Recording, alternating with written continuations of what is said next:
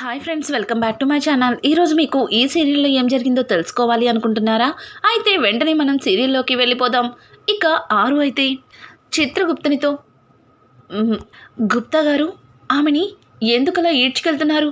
ఆవిడ ఏం పాపం చేసింది అని అడగడంతో ఆవిడ చెయ్యని పాపమే లేదు, ఆవిడ చాలా పెద్ద పెద్ద పాపాలే చేసింది అని అనడంతో అదే ఏం పాపం చేసింది అని ఆరు అడుగుతుంది. ఇక ఆవిడ చేసిన పాపాలు చెప్పడంతో ఒక్కసారిగా ఆరు చప్పట్లు కొట్టుతూ గట్టిగా నవ్వుతుంది.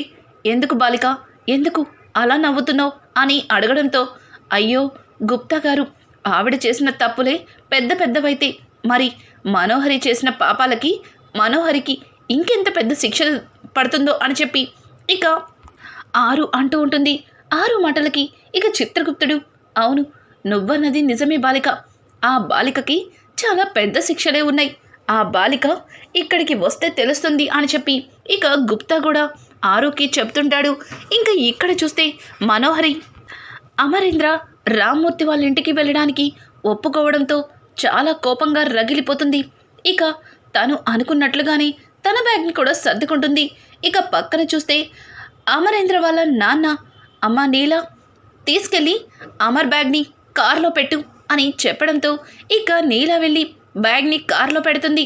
ఇంతలో రామ్మూర్తి అమర్ వాళ్ళ అమ్మ దగ్గరికి వచ్చి అమ్మ పిల్లలు ఇంకా రాలేదు, పిల్లల లగేజ్ని కూడా తీసుకొచ్చి ఇక్కడ పెట్టండి అని చెప్పడంతో ఇక అమర్ వాళ్ళ అమ్మ నాన్న ఇద్దరు కూడా రామ్మూర్తితో పర్వాలేదులేండి, అమర్ అలాగే మిస్ అమ్మ ఇద్దరూ వస్తున్నారు, పిల్లలు ఎందుకులేండి అని అనడంతో ఇక రామ్మూర్తి అయితే అదేంటమ్మా అలా మాట్లాడుతున్నారు, పిల్లల్ని వేరు చేసి మాట్లాడతారేంటి, పిల్లలు కూడా మాతో పాటు వస్తేనే కదా పరిపూర్ణమైన కుటుంబం అవుతుంది, పిల్లల్ని వదిలేసి వాళ్ళిద్దరిని ఎలా తీసుకెళ్తారనుకుంటున్నారు అని చెప్పి రామ్మూర్తి మాట్లాడడంతో రామ్మూర్తి మాటలకి ఇక అమరేంద్ర వాళ్ళ అమ్మా నాన్న ఇద్దరు కూడా చాలా సంతోషిస్తారు.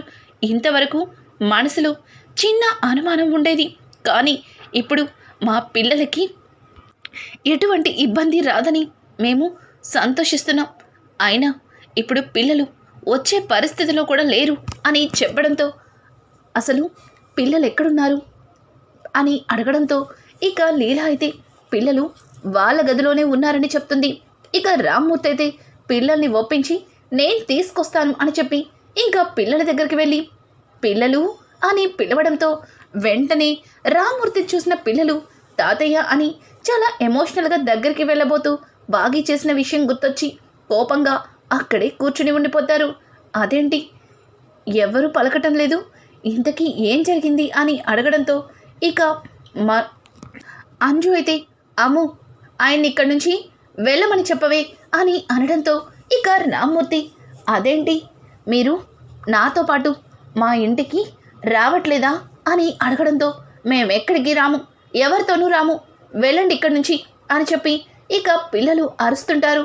ఆ మాటలకి రామ్మూర్తి కొద్దిసేపు ఆలోచించి అదేంటమ్మా మీ నాన్న అలాగే మిస్ అమ్మ కూడా వస్తున్నారు, మీ ఇద్దరు కూడా మీరు కూడా రావాలి అని చెప్పడంతో మేమక్కడికి రాము, మిస్ అమ్మ చేసిన మోసం మేము మర్చిపోము అని చెప్పి పిల్లలు చెప్పడంతో ఇక రామ్మూర్తి చూడండి, మీరక్కడికి వస్తే మీ నాన్న సంతోషిస్తారు, మళ్ళీ మీరు రాకపోతే మీ నాన్నగారు బాధపడతారు, మీ నాన్నగారు బాధపడితే మీకు నచ్చుతుందా అని చెప్పడంతో ఇక పిల్లలు సరే మేమక్కడికి రావడానికి ఒప్పుకుంటాము, కానీ మేం పెట్టే కండిషన్కి మీరు కూడా ఒప్పుకోవాలి అని చెప్పి పిల్లలు రామ్మూర్తితో చెప్పడంతో ఇక రామ్మూర్తి మీరు ఏం చెప్పినా ఒప్పుకుంటాను, ఏంటా కండిషన్ అని అడగడంతో అక్కడికి వచ్చాక మా పనులు మిస్ అమ్మ అస్సలు చేయకూడదు, అలాగే మా విషయంలో మిస్ అమ్మ అస్సలు తలదూర్చకూడదు అని చెప్పడంతో ఓస్ ఇంతేనా,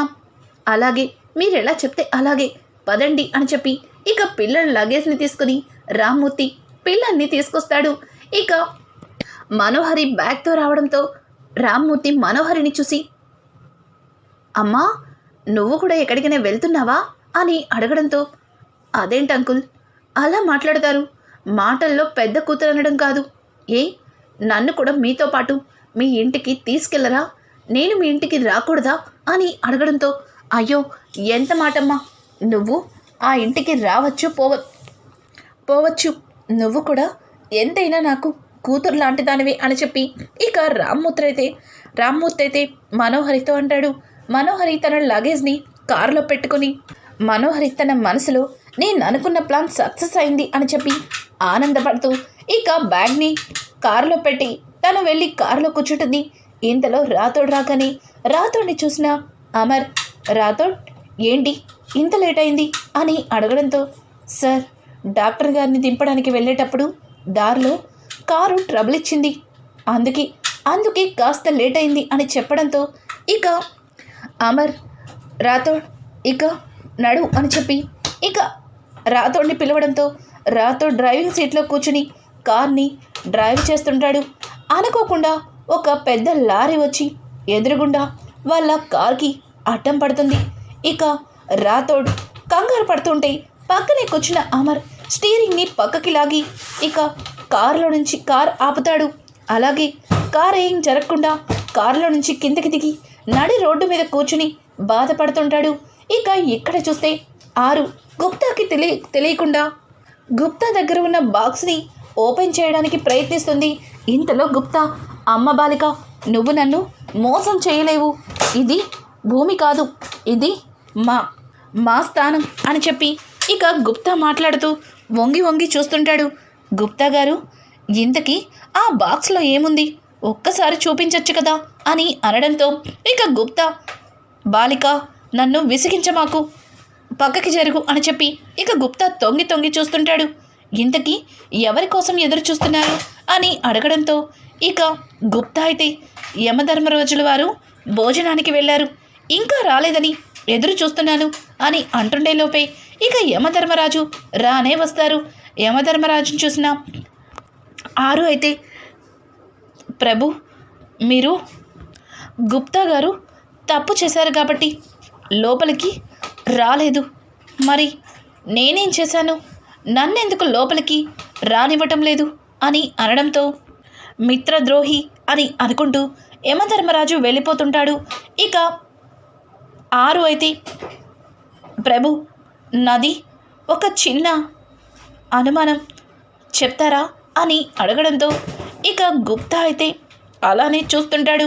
ఇక యమధర్మరాజు, ఏంటి బాలిక, ఏంటి నీ పిల్లల్ని నీ భర్తని చూడాలనిపిస్తుందా, వాళ్ళ కోసమేనా అని అడగడంతో ఇక యమధర్మరాజు, లేదు ప్రభు, నేను చిన్నప్పటి నుంచి ఒక అనాథాశ్రమంలో పెరిగాను, నాకు జీవితాన్నిచ్చి ఆయన పెళ్లి చేసుకున్నారు, పిల్లలతో సంతోషంగా ఉన్న నన్ను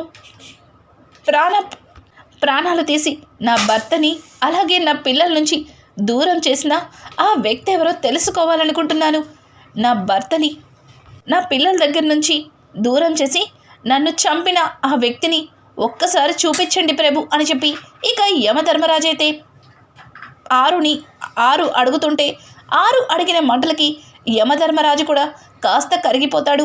ఇక ఇక్కడ చూస్తే బాగి రాథోడ్ దగ్గరికి వచ్చి, రాథోడ్ గారు ఏమైంది, ఉన్నట్టుండి కారు ఎందుకు ఇలా ఆపేశారు అని అడగడంతో ఇక వెంటనే రాథోడైతే జరిగింది చెప్పి,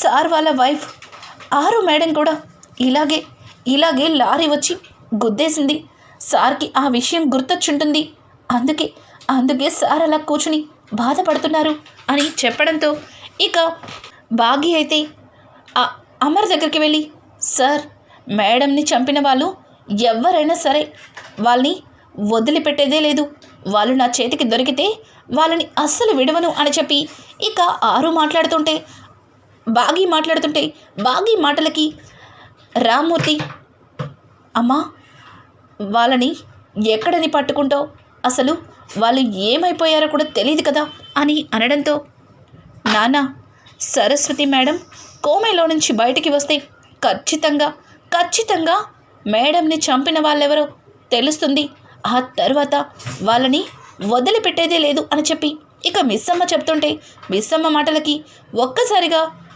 రామ్మూర్తి, సరస్వతి హాస్టల్ వార్డెన్ కదా, తనకి నిజం తెలుసా అన్నట్టుగా ఇక రామ్మూర్తి ఆశ్చర్యంగా భాగ్య వైపు చూస్తాడు.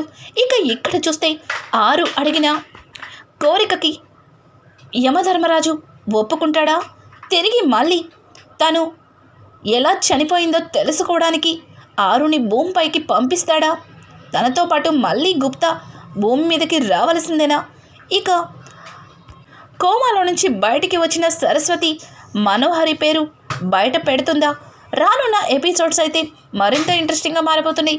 ఈ వీడియో మీకు నచ్చినట్టయితే లైక్ చేసి సబ్స్క్రైబ్ చేసుకోవడం మాత్రం మర్చిపోకండి. Thanks for watching. హాయ్.